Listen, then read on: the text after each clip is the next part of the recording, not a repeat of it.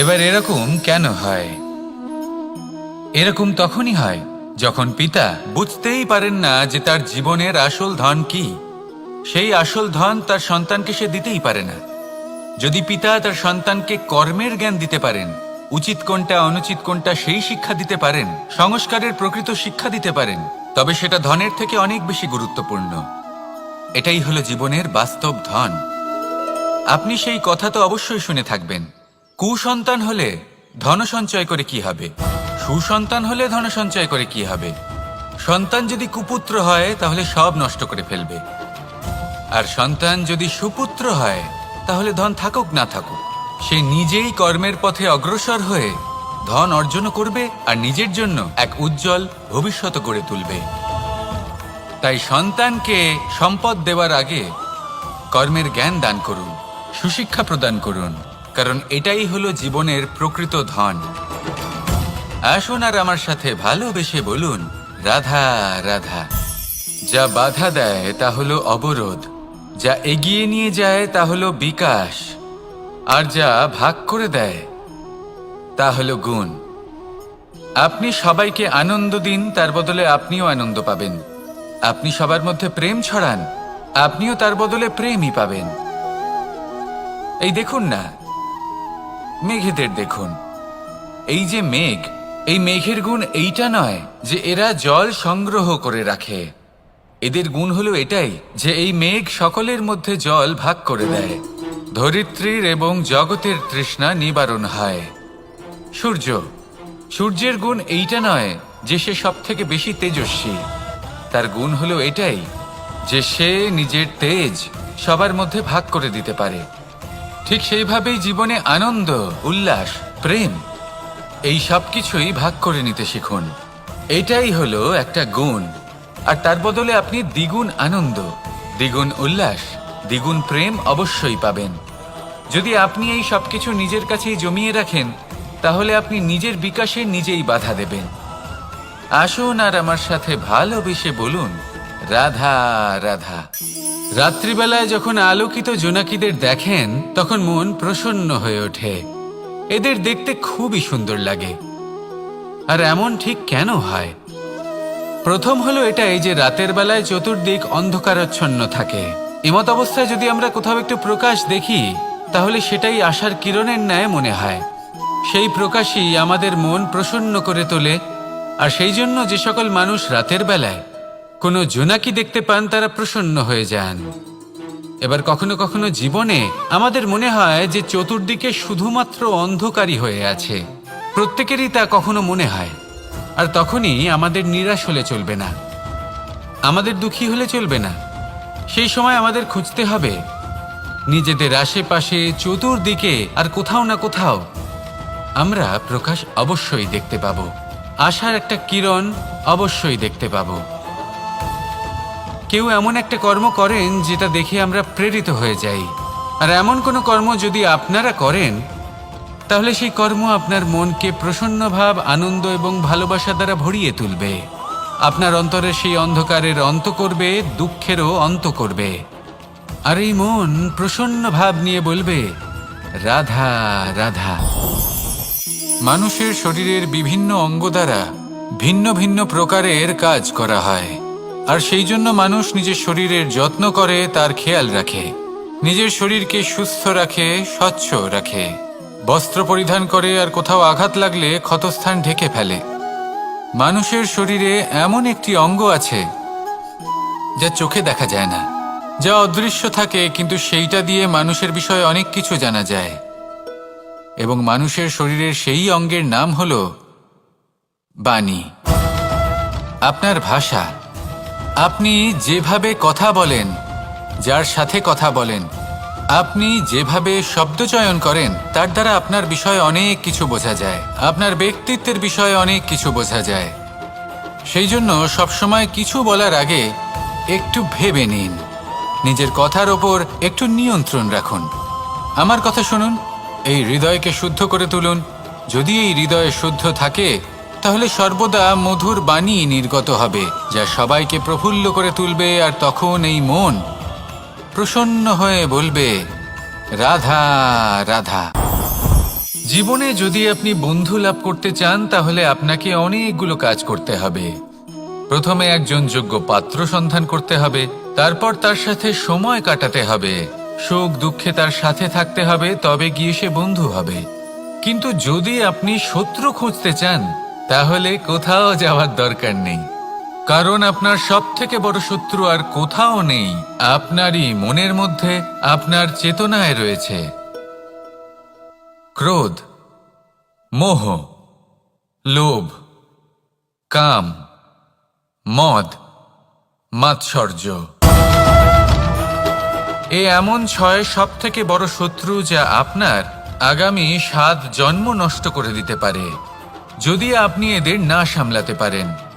এবার এদের সাথে যদি যুদ্ধ করতে হয় তাহলে একটা মহাভারতের মতো দেখুন, যেখানে অর্জুনও আপনি আর কৃষ্ণও সেই আপনি। কারণ এই যুদ্ধ আর অন্য কারোর সাথে নয়, বরং নিজের সাথে।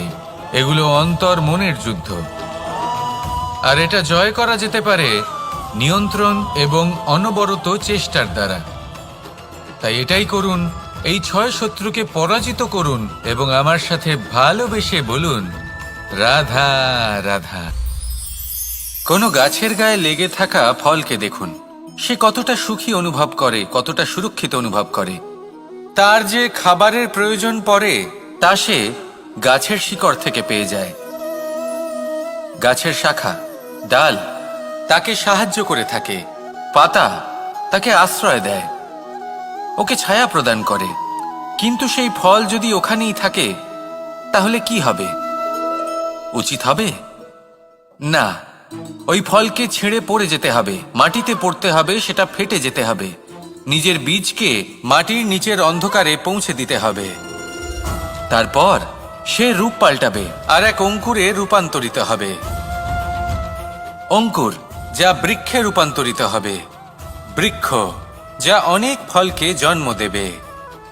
সেইভাবেই আপনি জীবনে যদি মহান কিছু করতে চান, শ্রেষ্ঠ কোনো কাজ করতে চান, তাহলে আপনাকে সুরক্ষা ক্ষেত্র থেকে বেরিয়ে আসতেই হবে আর কর্ম করতে হবে। দেখুন, সোনাকেও কুন্দন হবার জন্য তপ্ত হতে হয়, আপনাকেও মহান হবার জন্য কর্ম তো করতেই হবে। তাই কর্ম করুন, মহান হয়ে উঠুন, আর আমার সাথে ভালোবেসে বলুন, রাধা রাধা। সঙ্গীত হলো আমার অত্যন্ত প্রিয়। আমার বাঁশির সুর আমার মনের শান্তি এবং ভালোবাসার প্রতীক। সেই জন্য যে ব্যক্তি আমার বাঁশির সুর শোনেন তিনিও সেই শান্তি এবং ভালোবাসা অনুভব করতে পারেন। শুধু এটাই তো শিখতে হবে। আমরা জীবনে যখনই কোনো কর্ম করি তখন মনের মধ্যে ইতিবাচক বোধ থাকা উচিত, মনে ভালোবাসা থাকা উচিত। এটা হলো অত্যন্ত গুরুত্বপূর্ণ।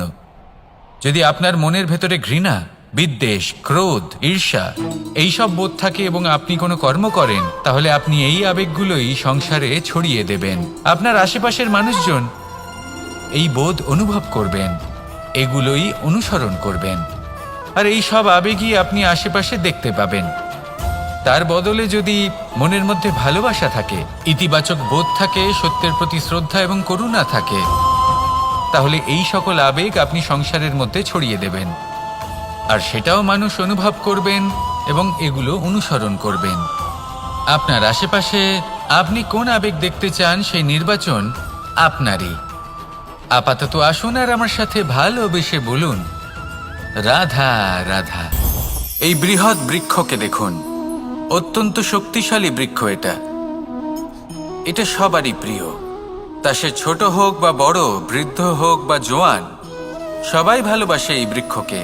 আর সত্যি বলতে এই বৃক্ষ সবাইকে সেবা করে, সবাইকে ফল দান করে, সবাইকে ছায়া প্রদান করে।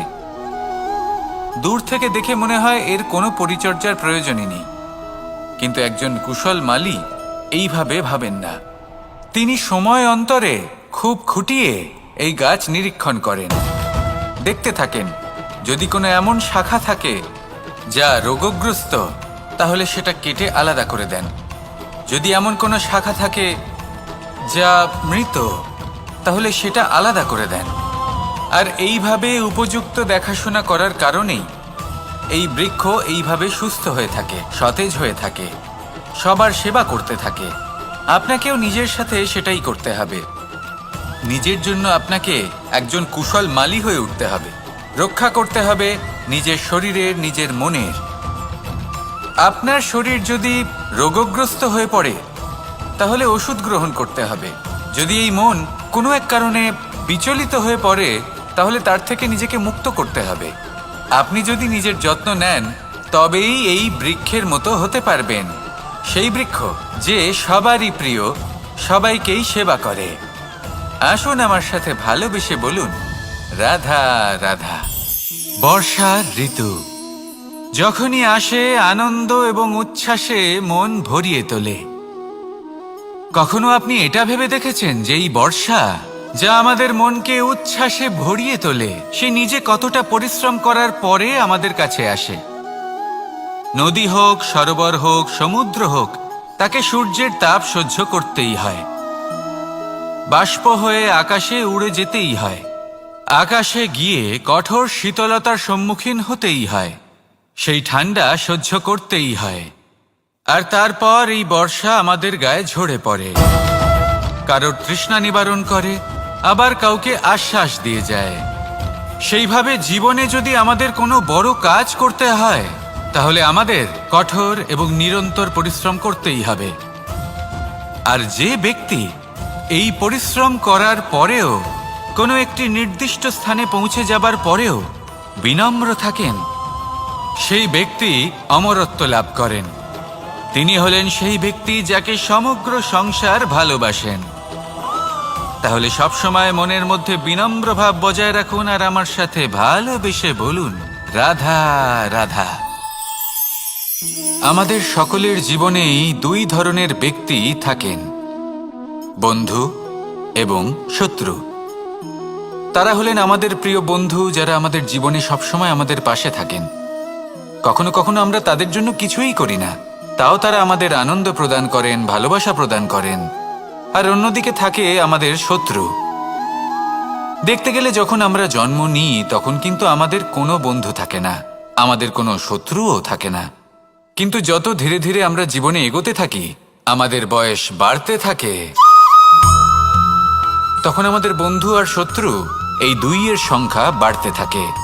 আর সেই সবকিছু নির্ভর করছে আমাদের কথার ওপর এবং আমাদের ব্যবহারের ওপর। এবারে আপনি যদি কোনো ব্যক্তিকে স্বাগত জানান উদার চিত্তে, ভালোবেসে, তাহলে সেই ব্যক্তি আপনার বন্ধু হবেই হবে। কিন্তু যদি আপনি নিজে হাতে কাউকে সামনে অগ্রসর হতে বাধা দেন, বিনা কারণে তার সাথে খারাপ ব্যবহার করেন, তাহলে তার মনে শত্রুতার বোধ অবশ্যই জেগে উঠবে। আর রইল বিষয় কথার, যদি আপনার কথা মধুর হয় তাহলে সবাইকে আপনি আপন করে নিতে পারবেন। এই কথাই যদি কটু হয় তাহলে আপনার আপনজনেরাও দূরে চলে যেতে পারে। তাই নিজের কথার ওপর সংযম রাখুন এবং নিজের আচরণ উদার করে তুলুন। জীবনে সুখই সুখ থাকবে। আসুন আমার সাথে ভালোবেসে বলুন, রাধা রাধা। এই সংসারের সব থেকে বড় রোগ কোনটা? কেউ বলবে মানসিক রোগ, কেউ বলবে সেই রোগ যা সর্পদংশনের ফলে হয়ে থাকে। এই সংসারে ভিন্ন ভিন্ন ধরনের রোগ আছে এবং তার সাথে ভিন্ন ভিন্ন ধরনের যন্ত্রণাও রয়েছে। এমন একটা রোগ আছে যা চোখে দেখা যায় না, যা আপনার শরীরে কোনো দাগ রেখে যায় না, কিন্তু আপনার আত্মাকে পর্যন্ত ক্ষত বিক্ষত করে, অসুস্থ করে তোলে, বিনাশ করে দেয় আপনাকে এবং তার সাথে আপনার আত্মাকেও। এই অসুখের নাম হলো লালসা। লালসা, যে কর্ম সাধন করেছেন তার থেকে বেশি ফল লাভ করার আশা। লালসা, যা আজ আছে তার থেকে অনেক বেশি লাভ করার ইচ্ছে। এই ইচ্ছে এই সংসারে সবার থেকে এগিয়ে থাকার আপনাকে প্রেরণা যোগাবে, কিন্তু তার জন্য আপনাকে অপরাধযোগ্য কাজ করতে উৎসাহিত করবে। আপনার বন্ধু, আপনার আত্মীয়, আপনার পরিবার, এই সবার থেকে আপনি কখন দূরে চলে যাবেন আপনি বুঝতেই পারবেন না।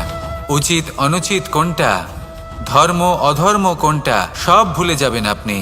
সেই জন্য মনে রাখবেন, নিজের জীবনে যদি আপনি লালসার থেকে নিজেকে দূরে রাখতে পারেন তাহলে এর অর্থ হলো যে আপনি এই সংসারের সব থেকে বড় অসুখের ওপর বিজয় লাভ করেছেন।